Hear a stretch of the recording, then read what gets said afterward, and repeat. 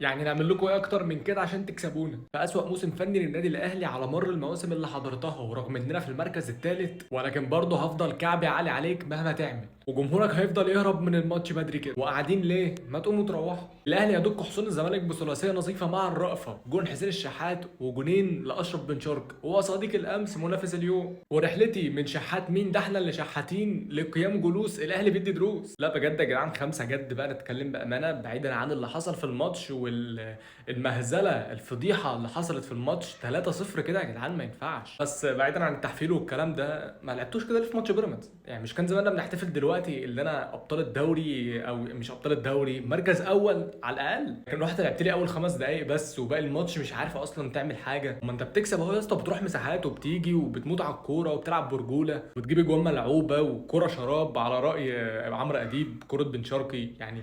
طب انت كنت فين؟ هو النهارده اول مره شفت تورب بيتحرك من مكانه وبيتنطط كده على كل هجمه. يعني تراني مدرب جامد بقى وبيب جوارديولا، وانا المدرب المثقف اللي مفيش مني اتنين.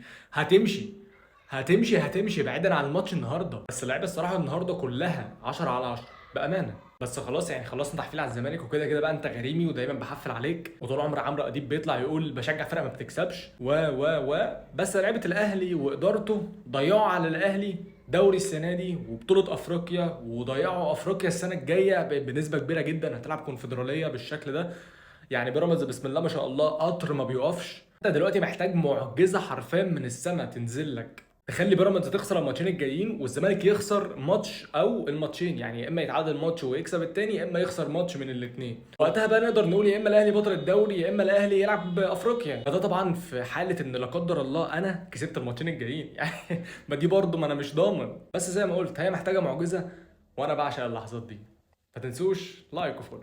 في فيديو غير ده هنتكلم فيه عن الجمدان اللي حصل في المدرجات دي، ما ده برضه ما ينفعش يتسكت عليه.